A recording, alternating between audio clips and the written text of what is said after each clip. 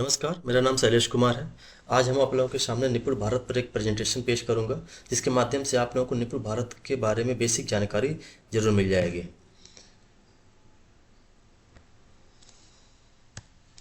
तो आइए देखते हैं कि इस प्रेजेंटेशन के माध्यम से हम क्या क्या जानने वाले हैं। तो सबसे पहले हम बताएंगे आपको इंट्रोडक्शन ऑफ निपुण भारत, उसके बाद विजन ऑफ निपुण भारत, ऑब्जेक्टिव ऑफ निपुण भारत, टारगेट ऑफ निपुण Bharat, target list, what is the basic literacy and numeracy, learning assessment, teacher empowerment, role of various stakeholders and institution in the mission, expected outcomes। सबसे पहले हम बताएंगे निपुण भारत। निपुण भारत मिशन और national initiative for proficiency in reading with understanding and numeracy is launched by the education minister of India under National Education Policy 2020. This scheme ensures that every child in India gain foundational numeracy and literacy by the end of grade 3.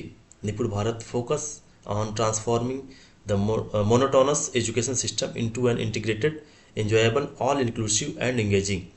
It instructs teacher or educator to prepare a study plan that develop the student literacy and basic language skill. Nipur mission plan to achieve the discussed goal by 2026 to 27. Vision of Nipur Bharat.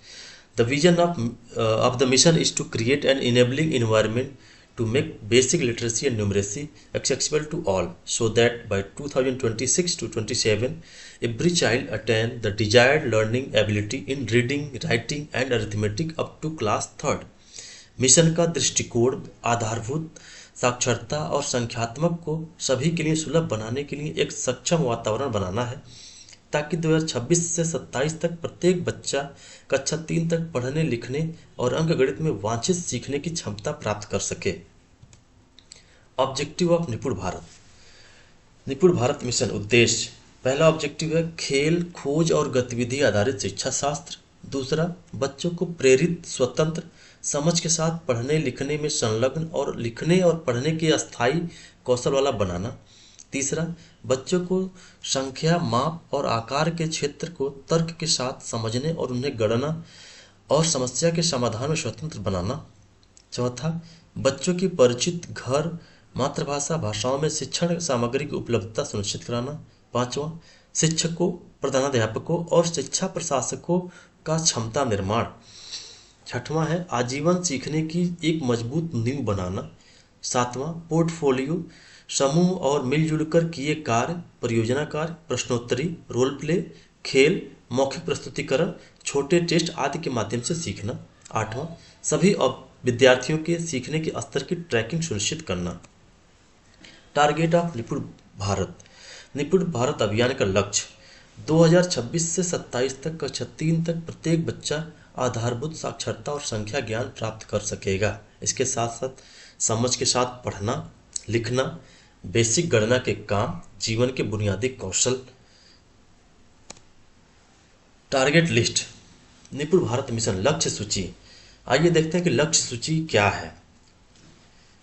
बाल वाटिका में है अक्षरों और संगत ध्वनियों को पहचानना, कम से कम 2 अक्षर वाले सरल शब्दों को पढ़ना।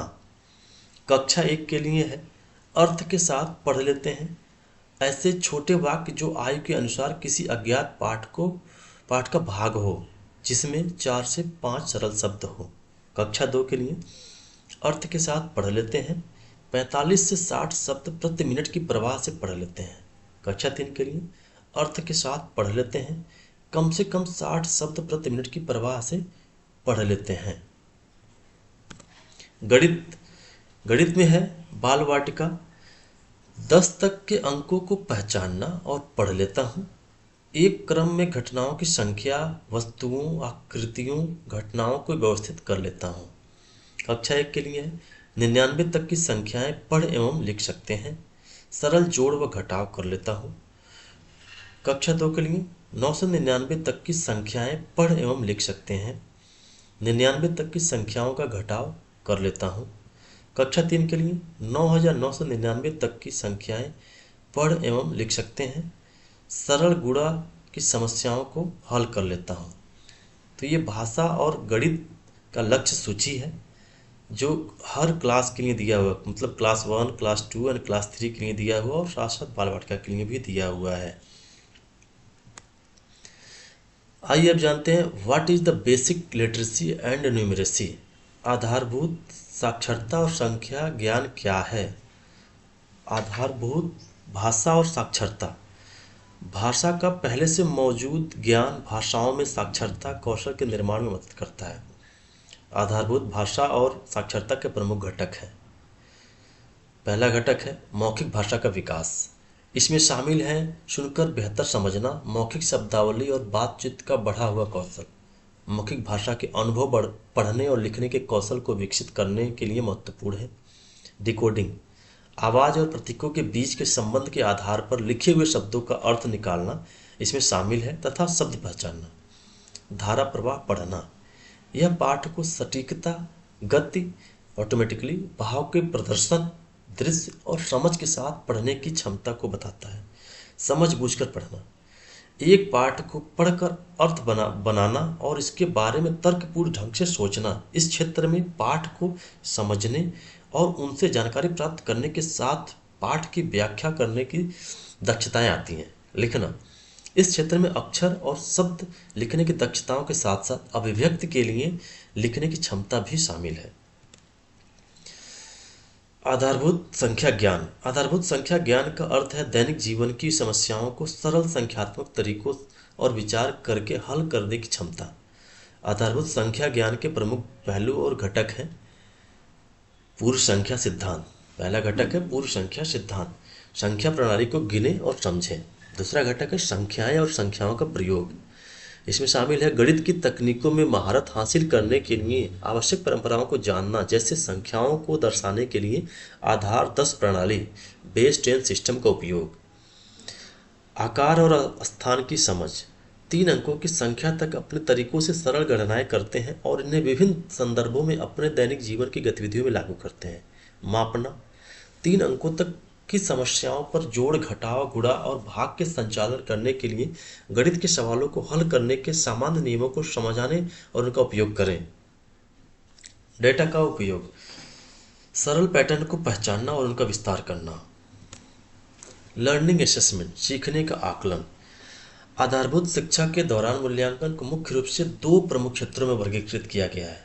पहला स्कूल आधारित मूल्यांकन, दूसरा बड़े पैमाने पर मानकीकृत मूल्यांकन।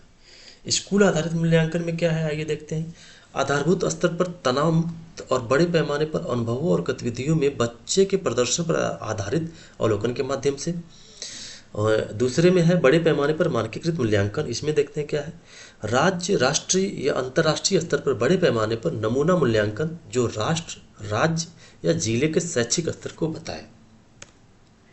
टीचर एम्पावरमेंट, शिक्षक सशक्तिकरण। शिक्षक सशक्तिकरण स्कूल शिक्षा के विभिन्न चरणों में सेवारत शिक्षकों के प्रशिक्षण की चुनौतियों को ध्यान में रखते हुए एनसीईआरटी ने शिक्षक प्रशिक्षण का एक अनूठा एकीकृत कार्यक्रम तैयार किया है, जिसका नाम है निष्ठा। जिसका फुल फॉर्म है national initiative for school heads and teachers holistic advancement. निष्ठा के माध्यम से एफएलएन पर विशिष्ट शिक्षक प्रशिक्षण मॉड्यूल तैयार किए जाएंगे। निष्ठा मॉड्यूल में विशेष रूप से भाषा की बाधा को पाटने और मातृभाषा, क्षेत्रीय भाषा, घरेलू भाषा में शिक्षण पर एक मॉड्यूल शामिल होगा। निष्ठा में पीयर लर्निंग और माता पिता को स्कूल में स्वयं सेवकों के रूप में उपयोग करने पर एक विशिष्ट मॉड्यूल होगा। Role of various stake holders and institution in the mission.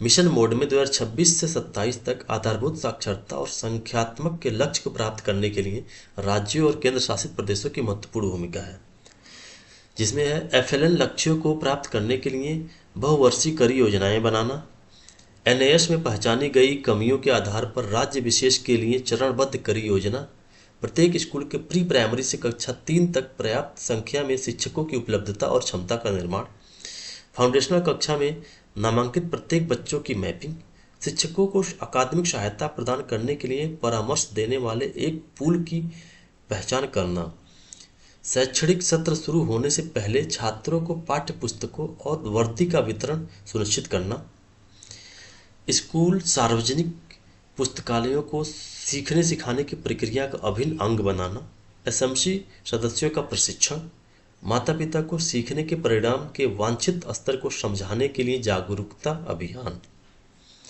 Expected outcomes क्या क्या आने वाले हैं। Improved foundational skill of childrens to reduce drop out. Foundational skill हर एक बच्चों में इम्प्रूव होगा, जिसकी वजह से ड्रॉप आउट का रेट कम होगा।